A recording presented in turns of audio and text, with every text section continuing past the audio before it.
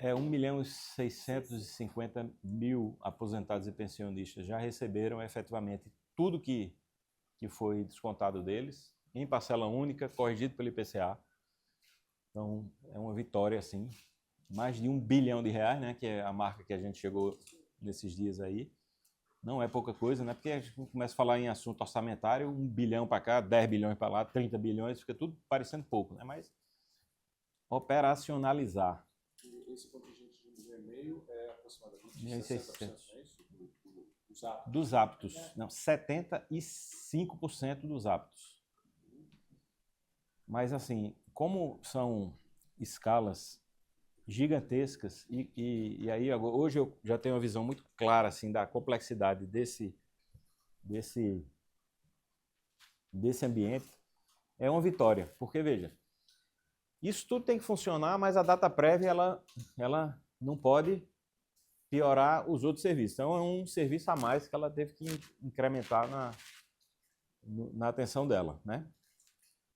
O INSS também teve que operacionalizar tudo isso sem descuidar de todas as outras coisas, as filas, o atendimento, a gestão. Nós aqui do Ministério, que cuidamos de tudo, mas da perícia, por exemplo, também temos outras coisas rodando que também tem que seguir seu curso. Então, tudo avançou, todas as coisas a gente melhorou, os indicadores, enfim, a gente está conseguindo fazer aqui, não imprimir um ritmo aqui no Ministério que a gente estava querendo imprimir, e mesmo assim a gente conseguiu concretizar esse ressarcimento. Ressarcir 1.600.000 aposentados em parcela única, corrigido pelo IPCA, o dinheiro dele está no bolso, significa uma operação gigante, porque isso cumpriu... Quando que começou? Começou 24 de julho, né? Mas assim, tem todo aquele passo, né? Conceber o sistema, conceber um formato no meu INSS para receber o aposentado, o pensionista que quer informações, né? Tem que preparar os Correios, fazer aquela parceria com os Correios, que foi uma coisa surpreendentemente positiva, porque nós, quando fizemos os primeiros levantamentos dos dados, que era que a gente tinha 92% dos acessos ao... Não era nem...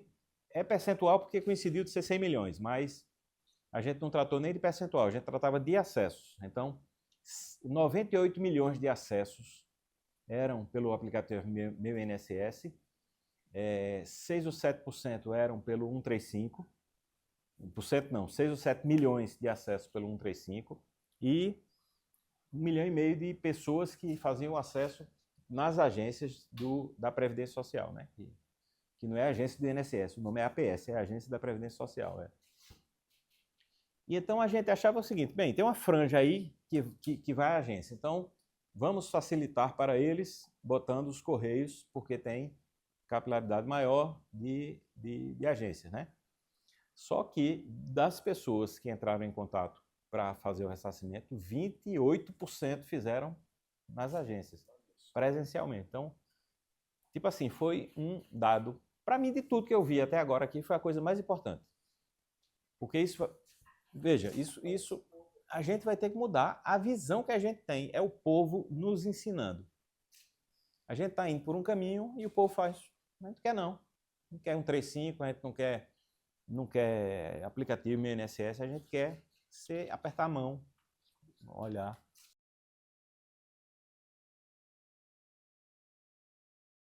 A mensagem dessa coisa do percentual de pessoas nas agências dos Correios é que o atendimento presencial tem que ser revisto no INSS. Já falei com o Gilberto, ele teve essa mesma sensação. Isso vai ter que mudar. É uma mudança estrutural que a gente tem que fazer, porque as agências do INSS, da Previdência Social hoje, o que é que elas são? Elas são enormes, porque elas comportavam um tamanho muito maior de servidores. O INSS já teve mais de 40 mil servidores e hoje tem menos de 20. Menos de 20. Em 35 anos, o INSS, quando ele foi criado com mais de 40 mil servidores. Hoje tem menos de 20. Ele atendia 20 milhões de pessoas, hoje ele paga 40 milhões de benefícios. Ele tinha 6.500 peritos, hoje tem 3.000 peritos médicos. Então, com isso, as agências, por exemplo, na minha cidade, lá, Caruaru, tem um prédio lá, acho que de 4 andares. Só funciona o térreo, que faz o atendimento ao público, tem um auditório no primeiro andar. E o resto da agência não tem mais razão de ser, não tem mais pessoas para ocupar. Então, isso em muitas agências é essa a realidade. E outras agências que estão simplesmente desativadas. E que a gente precisa pagar segurança, precisa pagar vigilância, monitoramento eletrônico, porque senão as pessoas roubam as coisas, tudo, né? Porta, móveis, roubam tudo. E o que é que a gente tem que fazer agora? A gente tem que rever esse modelo. Se fosse para começar do zero, a gente ia optar por pequenas estruturas, né, modernas, funcionais, confortáveis, que somasse ali alguns caixas eletrônicos, digamos assim, uns totens que a pessoa pudesse tirar dúvidas e tal, e um pequeno grupo de funcionários que fizessem atendimento presencial. O ideal é isso.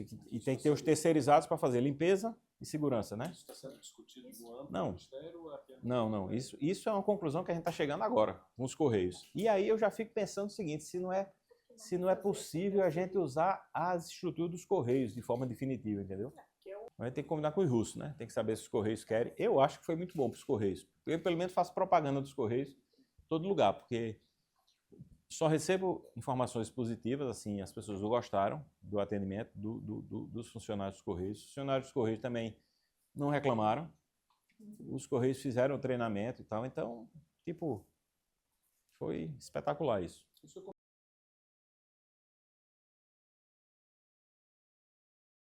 Meu sogro, já recebeu o ressarcimento dele. Foi? R$ 1.035.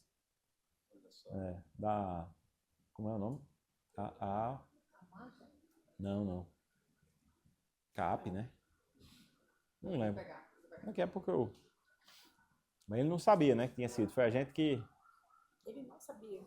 Não, ele não sabia. Aí eu fui que disse, o senhor já olhou? Aí ele, não, será que eu fui também? Eu digo, é bom checar isso. Depois ele me disse, eu fui. Mas explicar, veja, 9 milhões de pessoas foram descontadas de algum valor em algum período. E 5 milhões e 600 entraram em contato, assim, acessaram o sistema para, tipo assim, para saber o que é que está se passando. Então, tem aí um contingente, pelo menos de 3 milhões e tantas mil pessoas, aí, 3 milhões e 400, que não, ainda hoje, que não, nem triscaram no assunto. Tipo assim, não entraram, não foram em agência, nem no INSS, nem no 135, nada. Simplesmente, ou não sabem, ou não tiveram interesse de procurar saber e tal. Então, uma parte pequena é só o cronograma, assim, já tem uma agenda que ele faz, que vai cumprindo. Essa é uma parte. Há uma parte maior, deve ser acho que deve estar em 900 mil hoje, são aqueles que as associações apresentaram algum tipo de documento deles. Pode dizer, olha, ele autorizou. Ele autorizou. Aí tem uma parte que realmente são documentos, assinaturas e tal, que o aposentado vai ter que conferir e dizer se é ou não.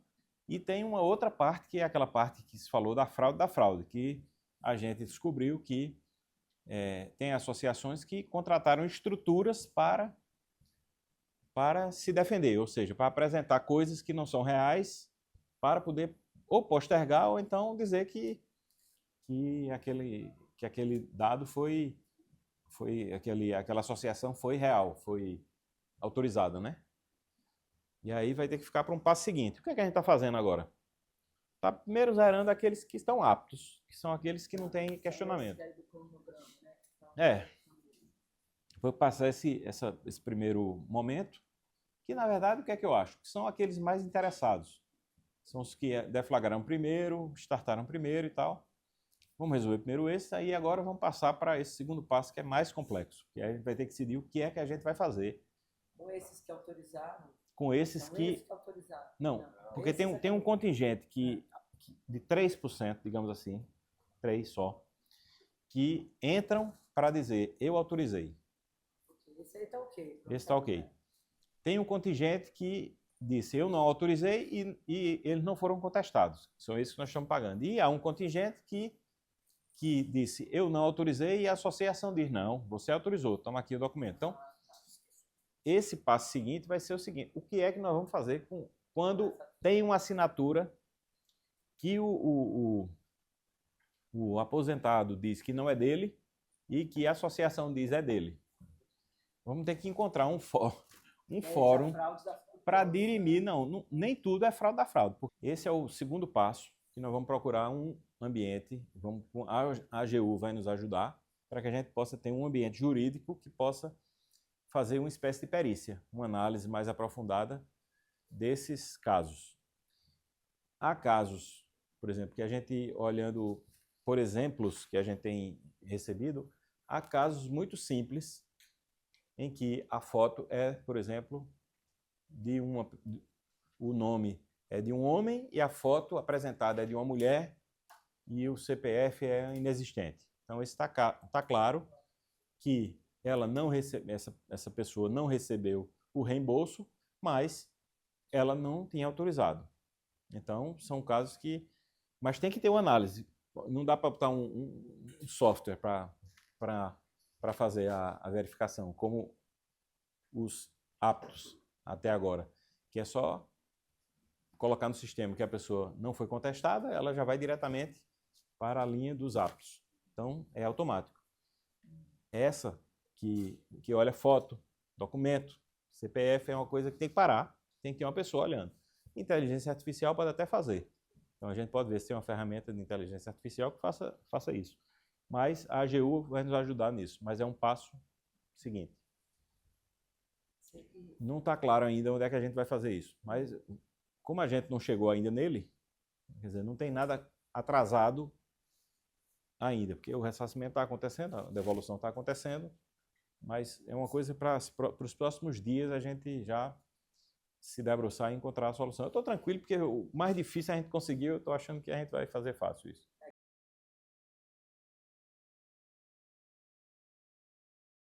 Quem está aderindo está recebendo poucos dias depois. Não tem nem fila, não tem nada. Assim, ele adere hoje e com poucos dias recebe.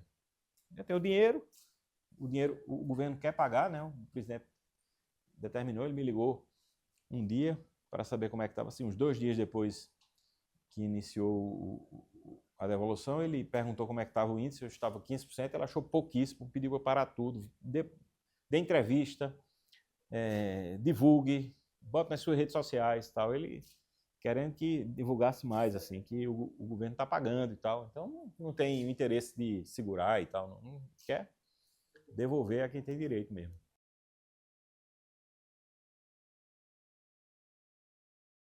Bem, primeiro, abrir todos os dados do Ministério. A gente já vem se preparando aqui ao longo desse período para disponibilizar todos os dados que a CPI requisitar. Primeiro, porque é um dever constitucional e institucional nosso fornecer, mas pode ser feito com má vontade ou com boa vontade. Será feito com boa vontade. Assim, a gente quer elucidar, quer dar transparência, então essa é a determinação minha para o Ministério e para o INSS. O que for preciso, o que for necessário para colaborar com o inquérito parlamentar, né, que a gente possa fazer. Nós temos uma boa história para contar. Quando o tempo foi passando, que as coisas foram acontecendo, que a gente foi vendo a linha do tempo, a gente vê claramente que foi se não tivesse algumas, digamos assim, posições políticas e de governo muito claramente colocadas, talvez isso jamais fosse tornado público. Então, havia por parte do presidente uma determinação sempre de investigar, de buscar fazer as coisas de forma transparente, e o próprio governo pagou um preço por isso, porque para aquela pessoa que está em casa e que assiste na televisão que foi descoberta uma fraude, hoje é muito difícil, no primeiro momento, explicar a essa pessoa que isso não foi de agora, que isso foi através de uma investigação se descobriu agora, mas que era uma coisa que vinha lá de trás. Né? Para descobrir agora, foi preciso haver transparência, foi preciso não haver seletividade, ou seja, todos os sindicatos estão sendo investigados, todas as associações tiveram os ACTs suspensos e todos os dirigentes delas serão investigados, porque você termina tendo contestação de todas elas, então, e isso, no final das contas, quando a gente faz a linha do tempo, a gente vai vendo que começou lá atrás, né? Hoje eu tenho muito claro isso. Esse desvirtuamento começou ali em 2017, começaram a ter informações e tal. Em 2019 a 22, claramente, que uma coisa é você ter um sindicato que existe, que presta serviço aos aposentados e tal, e que faz um cadastro meio automático ali. O aposentado vai se aposentar e ele traz uma lista de documentos e aí oferece, olha, aqui vai dar assistência jurídica, aqui essa associação e tal, e o aposentado assina sem saber muito bem o que é, mas assina e tal. Isso é uma coisa, mas tem ali uma prestação de serviço e tal. Outra coisa é uma associação que não existe, não tem sede, não tem funcionário, e que é constituída exclusivamente para botar listas de pessoas para dentro para pagar de forma fraudulenta. Então, esse tipo de associação, ela se instalou no INSS ali com os ACTs entre 19 e 22. E ali meio que se estabeleceu o modus operandi ali da fraude, o esquema. E ele aumentou entre 23 e 24, né? Os valores. Aumentou, assim, exponencialmente, porque... Foi no atual governo. Exatamente, porque não é uma coisa fácil de detectar. Eles fizeram, do ponto de vista formal, eles seguiram toda a tramitação, ou seja, eram associações, tinham o acordo de cooperação técnica, né? Mandavam a lista das pessoas para o INSS tomava aquilo como verdade, fazia o desconto em folha, né? Então era uma coisa que, do ponto de vista, você olhando de longe, estava tudo cumprindo o rito. Naquele momento, entre 20, 21 e 22, quando houve algumas medidas legislativas que foram, digamos, que poderiam ter sido implementadas, aquelas revalidações, por exemplo, do período de revalidações, então, que aquilo é uma visão que eu tenho hoje, tá? Depois de analisar o conjunto, é que eu vejo o seguinte: no esquema, aquilo deve ter causado um susto. Tipo assim, se tiver revalidação, ou vai dar um trabalho gigante para eles fazerem tudo de novo, ou vai ser descoberto que o que nós fazemos, que eles fazem, era fraude. Então, tipo assim, vamos correr, então, porque a qualquer momento isso pode acontecer. Então, foram botando de rodo, de todo tipo, porque eles sabiam que a qualquer momento esse assunto poderia voltar à baila e haver a revalidação. Como hoje eu defendo que se for restabelecido o desconto em folha, ele deve ter com esse critério. Primeiro, de biometria, né? Que é uma coisa que a gente já estabeleceu. Depois, que tem a revalidação anual.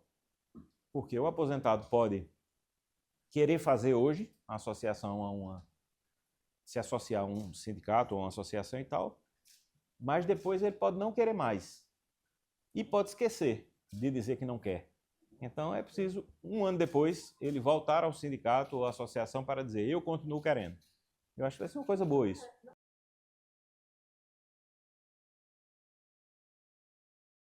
continua Se sendo continuar. necessário esse esclarecimento. É muito injusto para o presidente Lula ele ter sido apontado como responsável pela fraude ao INSS, né?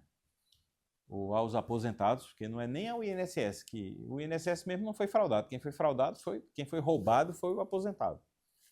E eu conversava com um funcionário aqui, um assessor nosso aqui, ele dizia o seguinte: olha, é incrível, porque se Denise tiver uma conta no Banco do Brasil e alguém fizer uma clonagem ou fizer um golpe lá na conta dela, com a participação do gerente lá e tal, né? E tirar um dinheiro da conta dela, Denise não vai dizer: o Banco do Brasil roubou 50 mil reais na minha conta. Não vai dizer assim: o governo Lula, que é o dono do Banco do Brasil, roubou 50 mil da minha conta. Não vai dizer. Diz assim: com um esquema lá, uns fraudadores, uns ladrões lá no Banco do Brasil. Então, mas no INSS ficou a coisa como primeiro que fosse o INSS. Não é, né? Eu tenho procurado sempre fazer essa diferenciação, porque, veja, aí vem à tona um conceito que vem, assim, se fortalecendo em mim, de defesa da Previdência Social e do INSS. A gente precisa defender, eu digo a gente, nós, vocês também, a imprensa, entendeu? Porque é um sistema de proteção social único no mundo, com esse tamanho, e que precisa, para ele funcionar, ele tem que ter credibilidade. E para ele ter credibilidade, ele precisa da participação de todos nós, do governo, da imprensa, da sociedade, de ser bem entendido. Não existe uma educação previdenciária, digamos assim, que pudesse, na juventude ou no colégio, já explicar como é que funciona, que ele está novo hoje, que ele é uma pessoa jovem, que tem toda a força de trabalho, mas um dia ele vai precisar de um sistema de proteção social, quando ele não puder mais trabalhar, que ele possa protegê-lo se ele sofrer um acidente, quando ele não puder mais trabalhar, ou se ele tiver uma incapacidade permanente.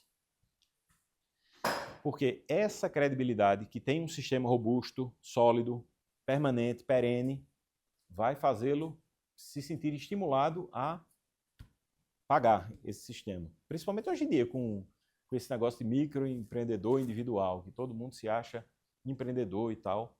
As pessoas vão querendo resolver o seu mês, né?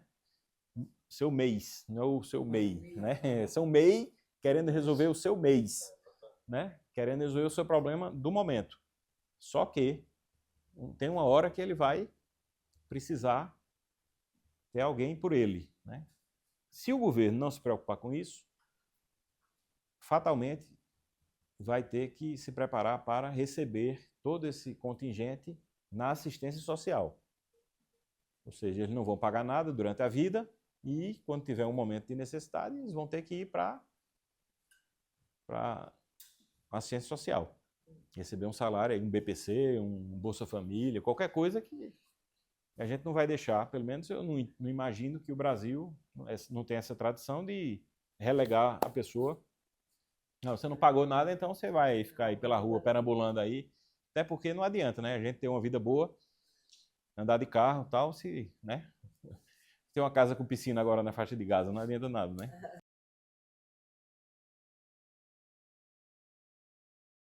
Eu não vou me referir aqui ao ex-presidente do INSS, Stefanuto, porque, veja, ele será ouvido na CPI, né?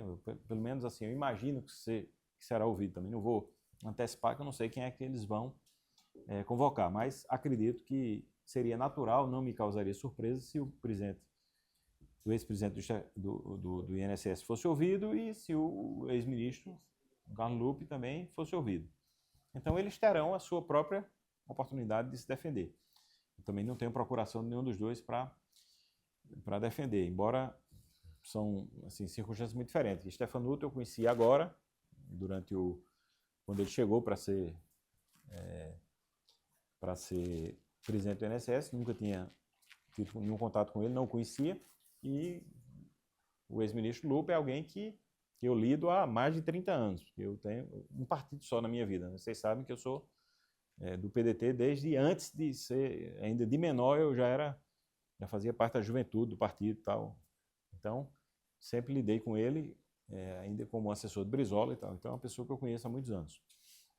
Mas ele também vai fazer sua defesa. Eu acredito plenamente na história de Lupe, porque já o conheço. Então, do ponto de vista partidário, ele tem uma trajetória que eu conheço.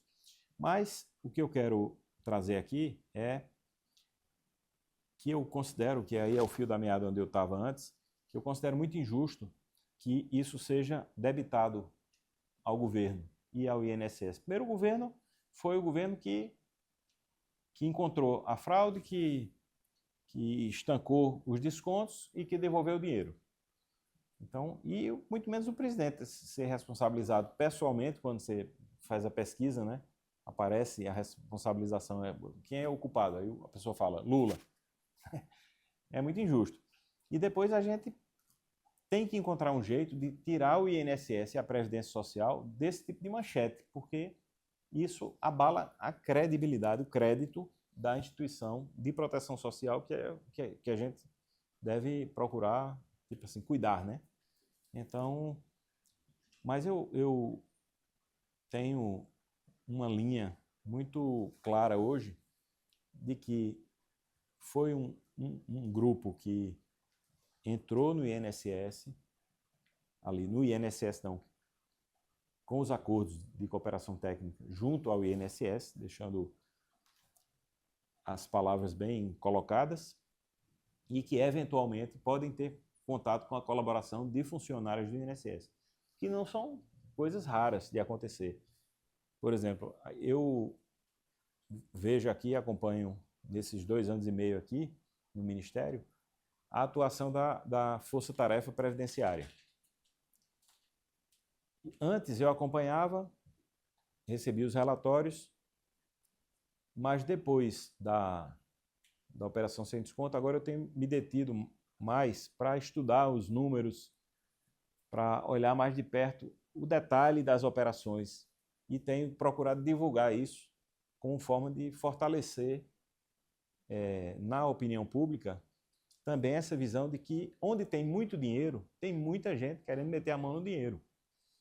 Então, é um processo que não para. Toda hora, toda semana tem operação da Força Tarefa Previdenciária. Eu não gravei essa semana. Acredito que se Gisele tivesse aí, eu acho que ela já tem umas 3 ou 4 operações da semana passada para cá, que eu queria gravar todas elas, assim, divulgar. Hoje fizemos uma operação em tal lugar. E às vezes não dá tempo, eu tenho que juntar 2, 3, 4 operações para falar das 4. Essa semana tivemos 4 operações, tal estado, tal estado, tal estado, para explicar como é que foi.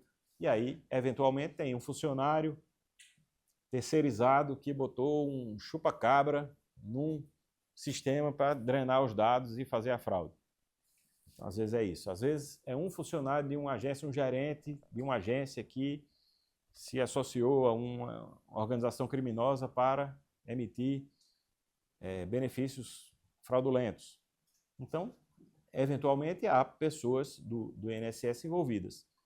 Mas essas fraudes já foram identificadas, essas pessoas? Como é que quais? Da fraude do... Essa que eu estou falando agora? Da Sem desconto. Tem um grupo que foi afastado, né? Das funções e que as investigações prosseguem para que eles possam ser ou não responsabilizados.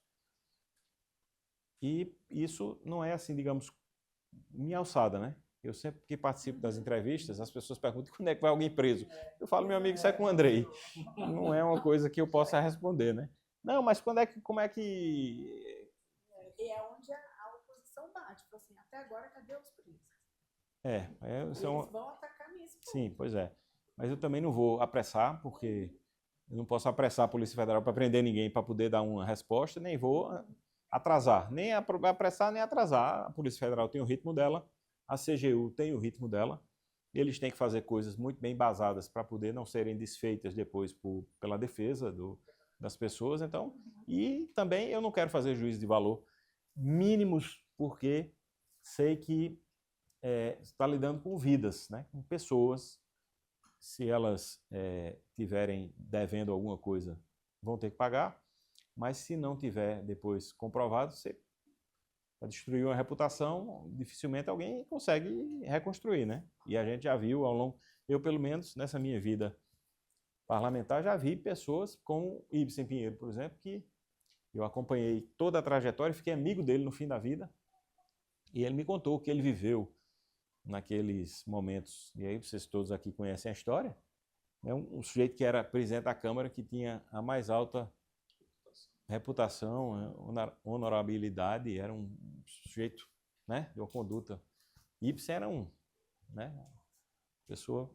E aí, por conta de uma manchete, tudo aquilo se destruiu. Eu me lembro que ele deu uma entrevista na Veja, na época, dizendo que ele pegou um avião para Porto Alegre. Não sei se vocês lembram disso.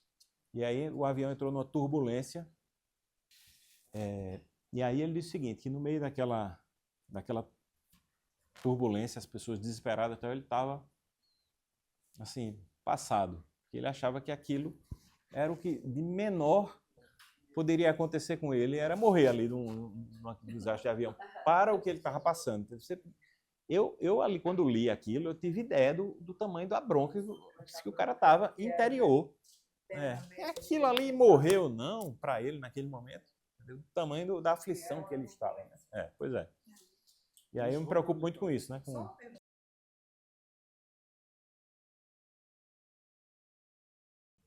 Não, acho que eu sempre tive medo disso, sempre falei sobre isso, desde a minha ida ao Senado, logo ali, eu tinha uma semana como ministro, e me perguntavam se eu era contra ou a favor da CPI. Eu digo, olha, do ponto de vista do que é uma CPI, eu sempre sou a favor, porque eu passei 24 anos defendendo CPI. Porque a CPI é um instrumento do parlamento. Então, eu não posso agora que estou no executivo dizer que ele não serve. Agora, eu já vi CPIs muito ruins, que não chegaram a um objetivo, que foram improdutivas e foram assim, até nefastas para o ambiente político. E já participei de CPIs muito boas, que tiveram bons resultados, boas investigações, foram úteis. Qual é a medida do ruim e do bom? É o ambiente político do momento. Então, o ambiente político do momento tem tudo para atrapalhar o que seria uma boa CPI. Por quê? Aí eu digo sempre aquela frase, né, que numa guerra, a primeira vítima é a verdade. Então, como nós estamos vivendo um ambiente de guerra, belicista, beligerante, a primeira vítima vai ser a verdade. Então, vai ser muito difícil lidar com uma comissão parlamentar de inquérito, que é um inquérito feito pelo parlamento, num ambiente de tensionamento político, que tem escalado. Então, eu imagino que o clima lá na CPI vai ser um clima muito tenso, vai ser um clima muito pouco, digamos assim, como é que eu digo assim? Não vou falar em decoro, não vou falar litúrgico. A liturgia do parlamento, ela não parece que vai ser uma coisa ali presente nas sessões da CPI, né? Por conta justamente desse tensionamento. E que é uma coisa muito saudável quando tem essa liturgia, não para proteger ninguém, mas para você ter um mínimo de ambiente que você consiga ouvir o que o outro está dizendo. Porque você está ali fazendo um inquérito, é fundamental que o relator e o presidente tenham acesso aos dois lados, para poder eles pesarem, né? O presidente vai ali conduzir a forma de que todos possam ser ouvidos, se defender e efetivamente se buscar a verdade, e o relator tem que ter o ouvido imparcial para filtrar e separar tudo ali e colocar no relatório. Esse ambiente hostil, ele já está acontecendo agora. Sim. E até em comissões. É isso. Inclusive ministros, colegas seus, eu sei. Marina Silva, a Fernanda o Haddad, também, né? Passando por situações aqui. Vexatória, né? Imagina numa CPI. Pois é. Esse era o meu medo. Foi isso que eu falei lá no Senado, falei na Câmara, que o medo que eu tinha era justamente, não é medo. A minha preocupação era que acontecesse isso. E aí você fica só numa disputa de narrativa, que você efetivamente vai paralisar aqui uma parte do INSS, uma parte do Ministério, para estar levantando documentos, para estar respondendo, para estar prestando atenção, para estar assistindo depoimento, para estar se preparando para eventuais depoimentos, não só meus, quanto de outros técnicos aqui que podem ser chamados, e no final das contas, você não vai efetivamente ter um ganho para a sociedade. O que é que se descobriu de novo? Que é o que eu também tenho repetido. Por melhor que sejam os investigadores da Câmara, eu não me convenço de que algo fora do que a CGU e do que a Polícia Federal já descobriu será descoberto. O que pode haver é você trabalhar com esses dados de forma a divulgá-los mais para um lado ou mais para o outro, mas coisas novas. Em que instrumentos eles vão investigar mais do que a Polícia Federal e do que a CGU? Acho que não vejo como.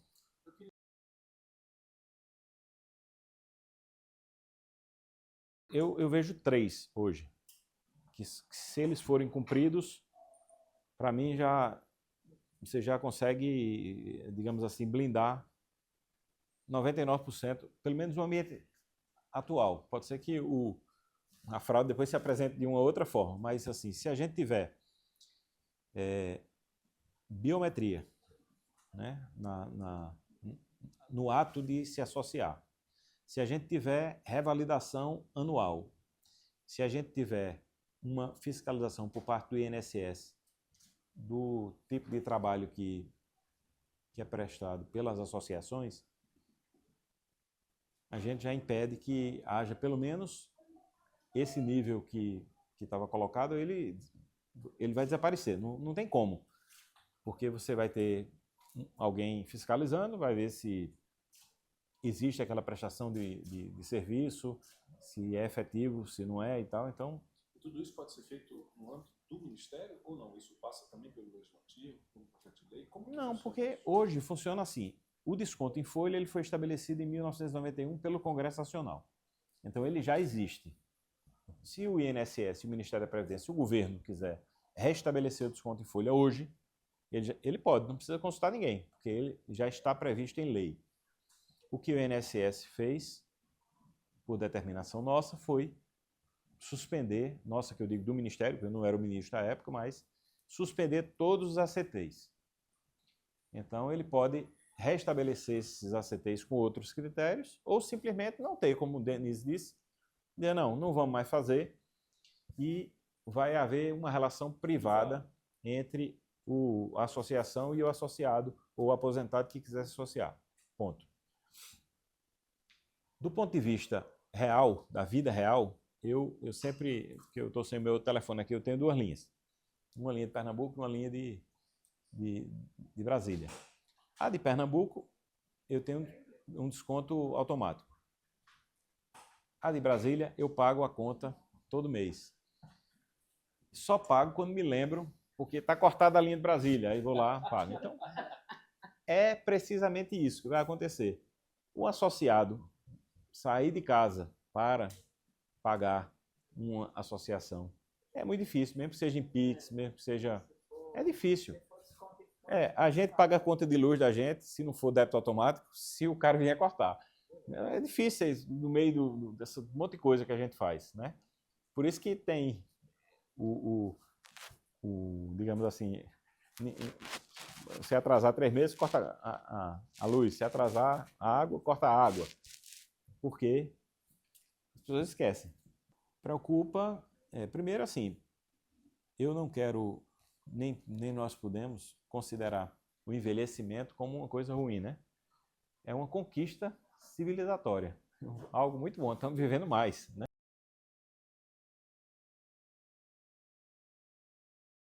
Nós entendemos e temos essa preocupação com essa conta, e é um desafio para nós construirmos, e não é um desafio só para o Brasil, né? O mundo todo vive essa discussão. Num ambiente como, assim, na tradição nossa, a tradição brasileira, digamos assim, tem um olhar mais humano do que em outras nações. E não é um ufanismo, não. É porque o brasileiro é assim. Tem, por exemplo, o SUS é uma coisa que só tem no Brasil, com essa complexidade, com esse tamanho. Ontem eu fui no lançamento lá de um programa agora tem especialista, né, com o ministro Padilha em Recife, o melhor hospital, o hospital novo que foi inaugurado lá, que vai fazer operações pelo SUS. E aí, até aquela operação que o presidente fez do quadril e tal, então vai ser feito lá. Então, muito legal, assim, ver a estrutura do hospital. Parece um Death Star, né? Assim, um hospital novo, moderno, de ponta, vai atender pelo SUS. Então, isso só tem no Brasil. Então, esse olhar de proteção social precisa ser mantido. Mas nós precisamos ter um jeito, ou encontrar uma fórmula de que ele se sustente. A fórmula que eu vejo inicial é, primeiro, mais pessoas poderem ser incluídas formalmente no mercado de trabalho para poder você incrementar essa base que paga para quem já não pode trabalhar. Mas como fazer isso num ambiente onde o que a gente discutia no começo aqui, onde cada vez mais as pessoas querem empreender individualmente e ser seletista hoje está fora de moda. Então, você ter carteira de trabalho que antes era uma conquista, o sujeito entrar no mercado de trabalho com a carteira de trabalho, antigamente era um gesto de cidadania. Eu sou um cidadão, eu sou um cara que tem uma carteira de trabalho, hoje está meio fora de moda. Então, como fazer com que seja interessante novamente essas pessoas poderem serem atraídas para dentro do sistema de previdência? É um desafio do governo.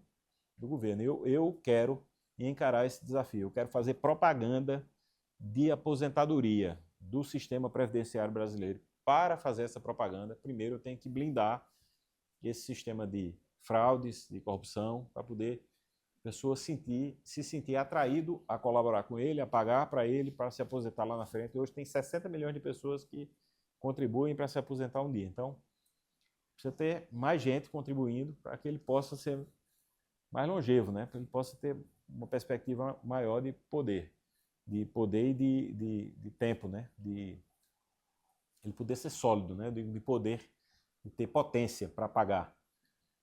E a gente só consegue isso botando mais gente dentro do sistema. É um desafio, não está ainda totalmente desenhado. Eu não tenho ainda uma, digamos assim, uma receita pronta, uma fórmula. Não tem ainda, mas é uma prioridade minha, nesse período que eu passar aqui, que eu não sei de quanto tempo será, em deixar um desenho aqui que a gente possa estabelecer uma coisa concreta que possa deixar um legado de sustentabilidade.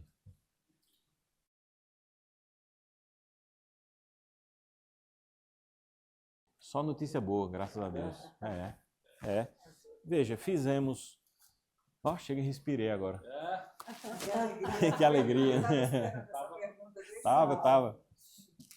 Por quê? Porque a gente fez um concurso aqui depois de 15 anos, sem concurso de perito, né? Que a gente falava no começo aqui do déficit de peritos. A gente conseguiu 250, o governo, assim, o MGI autorizou. A gente fez... Por que é que eu destaco isso, assim, com alegria? Porque, primeiro, a gente foi autorizado a fazer um concurso fora do concurso CNU, né? Então, a gente, por conta própria, foi autorizado a fazer um concurso nosso aqui. A gente foi bem nisso. Que a gente conseguiu a autorização no finalzinho de dezembro e agora, em junho, a gente já estava nomeando os peritos. Então, 6 meses para um negócio um concurso de médico federal, perito médico federal, que é uma carreira para médico, né? Que é uma carreira de Estado e tal. Então, nós fomos bem nisso. O número inicial eram 250 e o cadastro reserva de mais 250. A gente conseguiu a autorização do presidente da República e do MGI para chamar os 500. Então, outro ponto positivo. Eu recebi essa informação ontem, né, quando estava na viagem com o presidente e a ministra Esté estava presente. Então, conseguimos os 500 peritos. E eles começam a trabalhar? Agora, já estou nomeando agora. Agosto, setembro. Estamos fazendo o treinamento deles agora de 1 a 5. Eles vão estar aqui em Brasília fazendo esse treinamento. Quero acompanhar, inclusive vou lá, encontrar com eles lá. Quero, enfim, acompanhar o meu secretário executivo. tem feito reuniões virtuais com ele, né? Isso aqui é uma meninada jovem, meninada, né? É porque eu estou ficando velho. Uma meninada, assim, uma turma jovem, são médicos jovens e muito bem preparados. Eu conversei com um médico que fez parte da elaboração do concurso e falou, olha, para ser aprovado nesse concurso, a gente tem que estudar muito, muito, porque... Aí foi dizer lá os critérios e tal, cada pergunta, cada resposta errada anula uma certa lá, um negócio que... Então tem muita gente com muito boas notas e para ter aquelas notas é preciso ter acertado muito, conhecer muito o assunto e tal. Então tem uma elite do ponto de vista intelectual aí que está entrando. Então eu quero conhecê-los, eles estão muito animados também. Então, para esses jovens aí de 24, 26 anos, vai ser o primeiro emprego público, vai ser o primeiro salário relativo.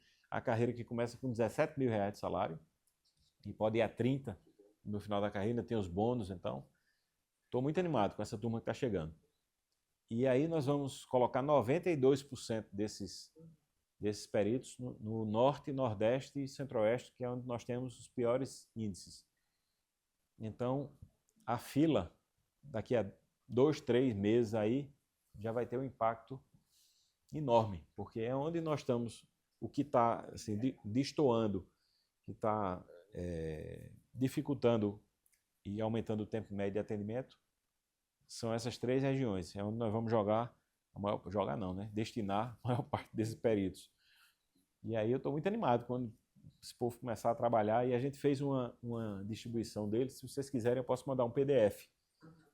Aí tem os municípios. Pega para eles, Deni, acho que já está pronto aí. Da distribuição acho que a Droaldo tem aí a distribuição dos peritos por estado, por região, que aí se dá uma ideia da distribuição que a gente fez. Outro ponto positivo. Isso é só para acrescentar. Não esqueça essa sua pergunta não aí. Eu já estou sentindo que é uma pergunta boa. A gente fez o seguinte: em vez de espalhar os peritos assim para mais lugares, a gente preferiu concentrar, vamos dizer, em vez de pegar uma região e botar um perito em cada cidade, em 5 cidades, a gente preferiu botar 3 peritos numa cidade e 2 peritos na outra. Entendeu?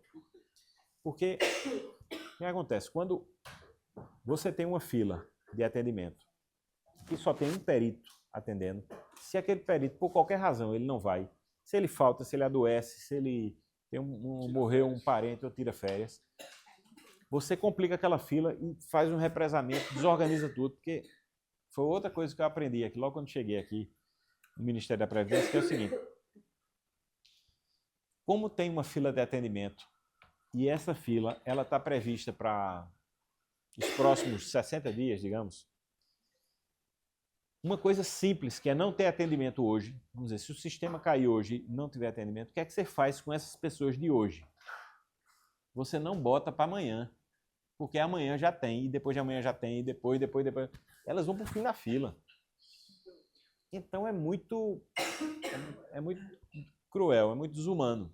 Você não pode cair, essa fila não pode cair. Então o atendimento não pode ser interrompido pelo sistema e nem por falha, digamos, profissional, falha profissional, falha presencial, né? Por uma questão de pessoal, da pessoa não ir ou adoecer e tal. Então, você colocando 3 peritos, se um está doente ou falta, você bota os 2 para cobrir, você consegue fazer.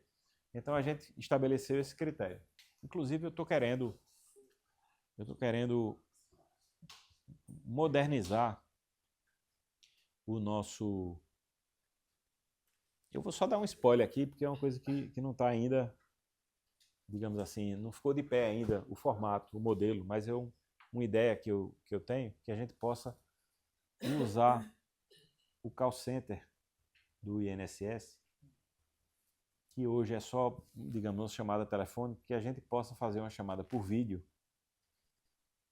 Eu vou colocar esse desafio ainda para o modelo, para ver se a gente consegue colocar isso de pé, para que a gente possa fazer a prova de vida por vídeo. E usar, e vai facilitar ainda mais a identificação do aposentado, entendeu? Para ele não precisar se deslocar para a agência, para ele não precisar... A gente tentar construir um formato que a gente possa fazer por vídeo. Aí vai ter que mudar o modelo dos call centers que funcionam hoje. Eu realmente tenho recebido reclamações desde que a gente chegou aqui. Há muita reclamação do 135 da Previdência. Que demora, que... Eu fui lá visitar, por coincidência, um deles é na minha cidade, em Caruaru, um call center. Só tem 3 call centers no INSS, um deles é em Caruaru. E não tem nada a ver comigo, né? Porque faz 20 anos que está lá. É uma coincidência absurda, não é? Que é um negócio que funciona em Caruaru há 20 anos. Não só se eu tivesse um dom premonitório de botar 20 anos atrás. Pode ser. E aí, não é uma crítica aos atendentes, né, que é os profissionais lá, os contratados, ou, enfim, os funcionários dos call centers. Eu acho que é um modelo que está meio velho, meio arcaico.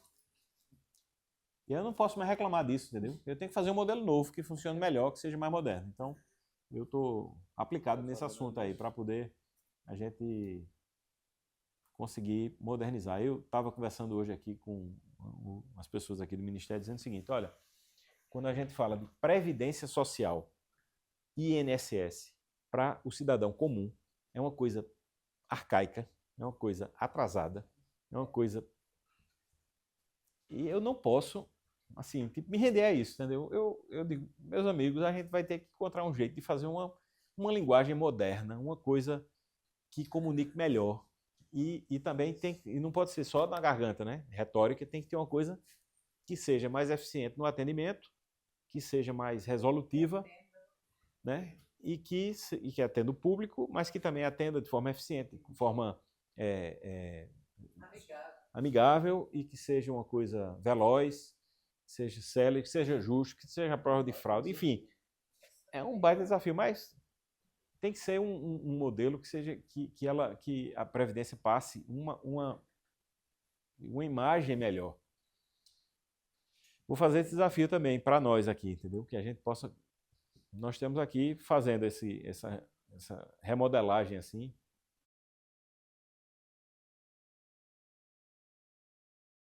É uma boa história para contar. Eu tenho muita segurança hoje nos dados que a gente tem, no momento que a gente está vivendo agora, do Ministério do INSS e no que aconteceu para trás. Assim, muito claramente, eu tenho um desenho que é muito favorável para a gente. Primeiro que eu não tenho nada a ver com aquilo. Isso aí é uma coisa que me dá tranquilidade. Se tivesse, também não ia ser maluco. Não, eu não sei se eu sou muito habilidoso, mas também acho que assim, ninguém conhece. É um ambiente parlamentar... Quem conhece, sabe que ninguém conhece, né? Ninguém conhece. Aquilo é... Mas é mais fácil se você já passou. Não, o que me deu... Aqui eu vou ter que deixar a modéstia um pouco de lado para dizer o seguinte: veja, quando eu fui para o Senado, foi uma experiência muito, muito desafiadora para mim, assim, porque eu sempre estive do outro lado do balcão, digamos assim, né? Eu era o deputado que perguntava, que inquiria, que acusava, o sujeito que estava depondo ou sendo ouvido. Quando chegou ali na minha hora de ser ouvido no Senado,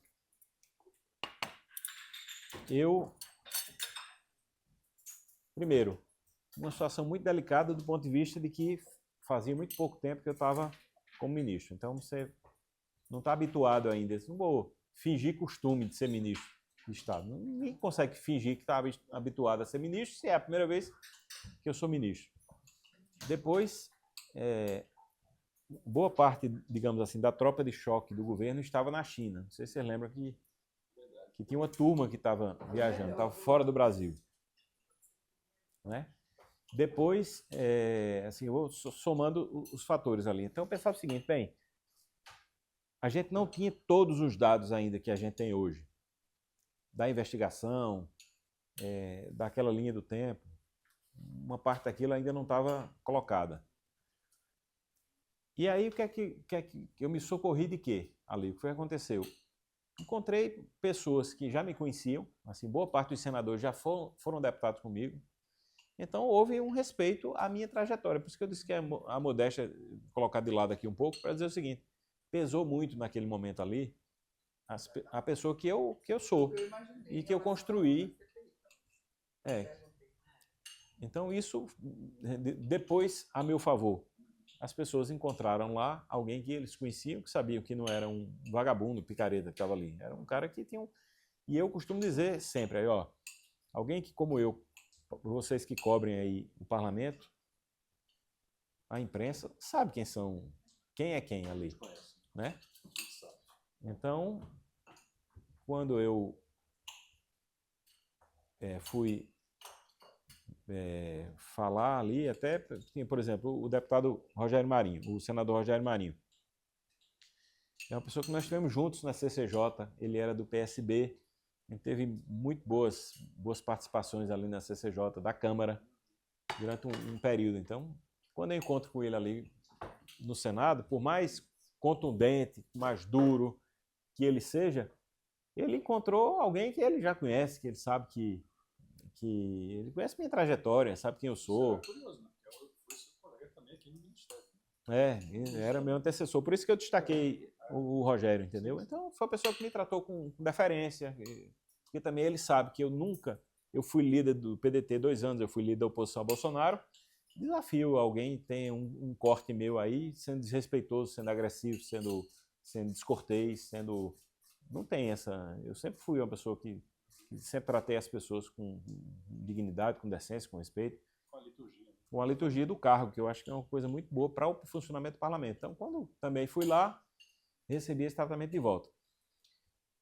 Mas agora é outro momento, né? Então, assim, tipo, agora eu já estou sentado na cadeira, digamos, naquele dia eu não estava, não. A cadeira estava ali, ainda estava as pessoas apostando que eu não ficava 15 dias, outros apostando que eu não ficava um mês. Isso aí não dura um mês, tal. Com a minha posse contestada, não sei se vocês lembram disso. Tinha contestação da minha posse na PGR, acho que a senadora Damares fez um questionamento lá e tal. Até na fala dela no Senado, ela foi muito, digamos assim, delicada comigo, porque ela procurou saber quem eu era, que a gente não se conhecia presencialmente, mas ela tem amigos, nós temos amigos comuns que falaram de mim para ela, então ela já entrou, assim, me surpreendeu alguns, porque ela, Damares foi muito legal com você e tal. Não foi legal, porque ela procurou informações e viu, aí ela até disse assim, olha, ministro, eu tenho um questionamento que eu fiz, que eu acho que o senhor não devia estar nessa cadeira. Porque ela tinha feito o questionamento antes, ela tinha que ser coerente com o pedido que ela fez. Mas se o senhor ficar, quero lhe desejar boa sorte, que o senhor consiga trabalhar e fazer, tá? Então fez essa ressalva. Pois é. Mas então eu sou otimista assim, em relação ao que vem por aí. Eu estou preocupado com o cenário político que possa contaminar Como você falou anteriormente. a CPI, mas da polarização, mas estou animado do ponto de vista de que nós temos uma boa história para contar. Favorável ao governo.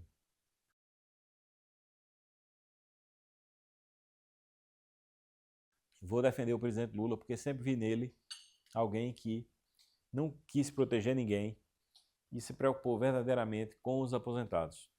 Eu me reuni com ele na primeira quinzena como ministro, na casa dele, lá no Alvorada. Uma reunião longa, muitas pessoas participando, um núcleo duro ali. E vi um presidente ali indignado com o que aconteceu, triste por ter sido no contingente que ele sempre protegeu. Isso, assim, sinceramente, eu senti isso nele mesmo. Mas não estava falando aqui. E, olha, cuide dos aposentados, a gente tem que proteger esse pessoal, essas pessoas. Vamos devolver esse dinheiro para eles. O governo vai ter que encontrar um jeito de devolver o dinheiro. Depois a gente vai atrás do dinheiro para ressarcir cada real que foi gasto, que foi pago aos aposentados, que a gente vai buscar dos fraudadores. Então, essa experiência do presidente com ele, assim, me marcou muito, porque vi muita sinceridade nele e isso dá segurança para a gente tocar o processo aqui, sabendo que tem um respaldo dele. Então, estou nessa linha. E acho muito injusto ele ser culpado nas pesquisas. Tem um dever de virar essa chave aí. Eu tenho essa responsabilidade também. E a CPI pode ser um bom momento para isso. A gente contar essa história, né? Aproveitar a audiência, o destaque vai ser dado e contar essa história.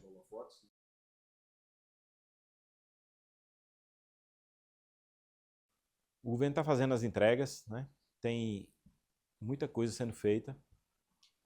Que eu ontem participei de uma agenda lá em Pernambuco, que eu fui com ele. Depois eu vim no avião pensando, rapaz, não tem comparação. O governo do presidente Lula é um governo... É porque governar com um país dividido assim é muito difícil. Você não convence com o trabalho, né? Não há nenhum argumento que sensibilize o outro lado. Mas, assim, a gente foi inicialmente inaugurar uma fábrica da Hemobras em Goiânia, de hemoderivados e tal. Primeiro tem uma história, porque foi Lula que levou para lá, foi Lula que acreditou, então o Brasil produz. Aí saiu dizendo as substâncias lá que são substâncias difíceis de produzir e tal, que a Hemobras está produzindo lá, uma fábrica gigante, um negócio... Primeiro, vocês conhecem, não? Eu não conhecia a Hemobras. Merece conhecer, rapaz. É um negócio assim, gigante. E o padrão, né? Isso.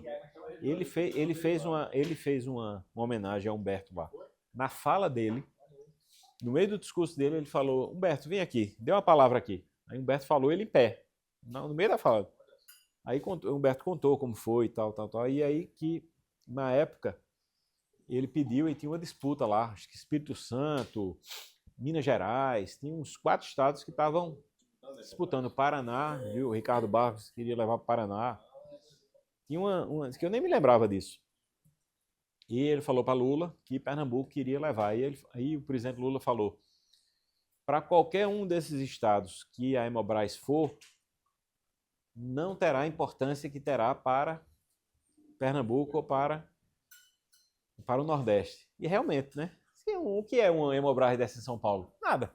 Mais um ali, né? Mas em Pernambuco, não. Então, essa acessibilidade, né? Aí foi lá inaugurar uma outra etapa da fábrica. A gente saiu de lá, foi para esse Apvida, que é o Hospital Ariano Suassuna, que é o particular, para fazer o atendimento pelo SUS, no Aqui Tem Especialista. Aí saiu de lá, foi para Brasília Teimosa, para fazer a entrega dos títulos de posse de regularização fundiária de Brasília Teimosa. Foram entregues 1.000 e ele prometeu até janeiro entregar mais 6.000, que é todo Brasília Teimosa. Veja, é muito forte esse tipo de coisa do presidente, entendeu? E é um governo que tem muita entrega. Então eu estou muito animado. Para furar a bolha, para aparecer, é difícil, mas eu vejo que o governo está num bom momento. E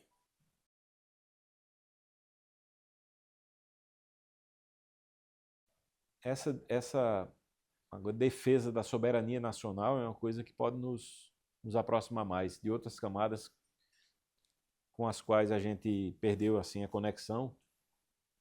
E essa defesa da soberania nacional acho que é uma coisa que vai ajudar a gente a restabelecer essa... Essa questão do tarifaço, será que Sim. uniu o Brasil? Não tanto quanto deveriam unir. Eu acredito que que ninguém poderia ficar contra. Eu não sei como tem um setor da sociedade que se posiciona contra ainda. Comemora as sanções.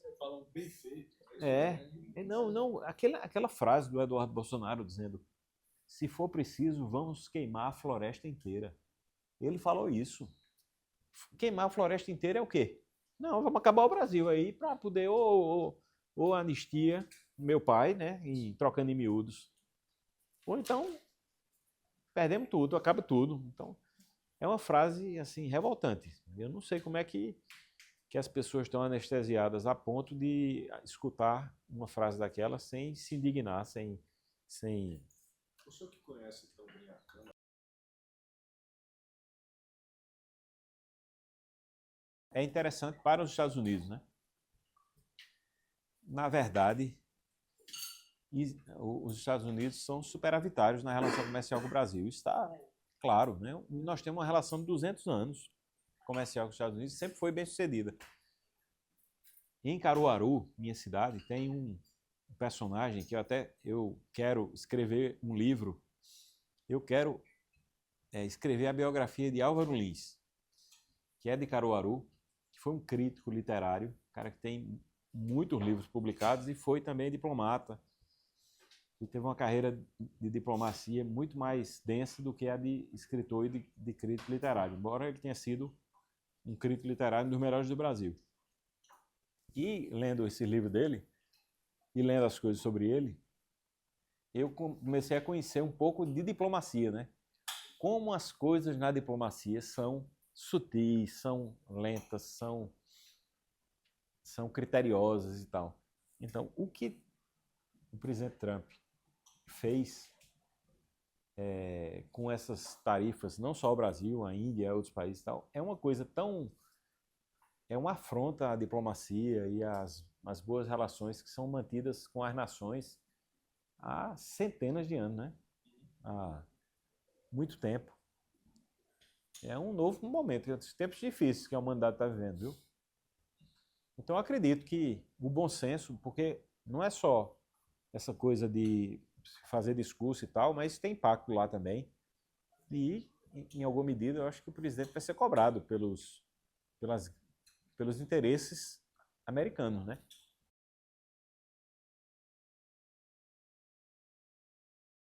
Eu tenho me reunido muito com o Rodrigo Assunção, porque eu tenho recebido reclamações do sistema. E o sistema, quem é o guardião do nosso sistema é a Dataprev. A Dataprev tem se esforçado para nos atender. Mas, efetivamente, a gente tem... por exemplo, eu fui agora em São Paulo e uma das críticas era justamente do sistema. Fui ao sul do país, na semana passada, em Porto Alegre, e conversei com o superintendente e ouvi críticas também com relação ao sistema. Então, o sistema a gente precisa aprimorar. Mas esse formato que nós vamos fazer dos peritos agora já vai ajudar muito o enfrentamento da fila. E eu tenho esperança de que até o final do ano a gente possa colocá-la num nível aceitável. Está acima dos... Abaixo dos 40... Não pode ser por número, né? Tem que ser pelo TMEA, que é aquele tempo médio de espera de atendimento. Porque nós recebemos 1.300.000 pedidos por mês, novos. Então, se você colocar, você parece que é uma fila que nunca vai ter fim. E ela realmente não tem fim. O que é que você precisa fazer? Você estabelece qual um tempo médio de atendimento que seja aceitável. O TCU estabeleceu 45 dias. Se você deixar abaixo de 45 dias, pode ter 10 milhões de requerimentos novos. Se estiver rodando abaixo de 45 dias, significa que não tem estoque. É um fluxo gigante, mas é um fluxo. Então, o desafio nosso é colocar a fila para rodar dentro dos 45 dias. Hoje está com 51. É um nível bom? Não é. Porque quando você tem 51, você tem lugares que em 3 dias a pessoa recebe a resposta, mas tem lugares que são 100, 90, 80, que são... É a média, exatamente. Então é baixar isso dos 45. A gente chegou em 39. Agora, por que foi que subiu? Porque nós tivemos 8 meses de greve dos peritos. Ano passado, a gente teve greve do INSS. Tudo isso aumentou esse represamento. Agora... Em dezembro do ano passado estava em 1 milhão. E agora está em 2 milhões e 400. Pois é, então o reflexo desse represamento, da fila da greve do INSS... A greve foi no ano passado e estava 1 milhão? Esse ano Não, mas ela passou para esse ano. Ela veio do ano passado. As duas greves vieram do ano passado para esse ano. Agora, nós estamos pacificados com os peritos. Nós estamos em um bom momento com a perícia médica federal. Os peritos estão trabalhando, estão atendendo e o INSS também está fora da greve. Então, com a chegada, esse novo momento e com a chegada dos peritos, eu estou muito animado. E eu estou querendo fazer uma aproximação com os servidores do INSS. Eu já marquei a primeira reunião para São Paulo. Quero me reunir assim com 2.000 peritos, servidores, 2.500, você vê, eu quero fazer reunião grande, fazer um seminário assim, de um dia, pedir para mobilizarem em São Paulo, que foi onde se apresentou um melhor momento para a gente fazer a primeira, mas quero fazer em todas as regiões para poder falar com os servidores, entendeu? Eles estão muito fragilizados. Tem servidor que não usa crachá do INSS, é hostilizado na garagem, no restaurante. Recebo inúmeros depoimentos desse tipo. Então, eu quero ajudar a reanimar esse povo, aumentar a autoestima deles. Então, eu acho que esse conjunto de iniciativas vai ter resultado. Espero que a CPI não me atrapalhe.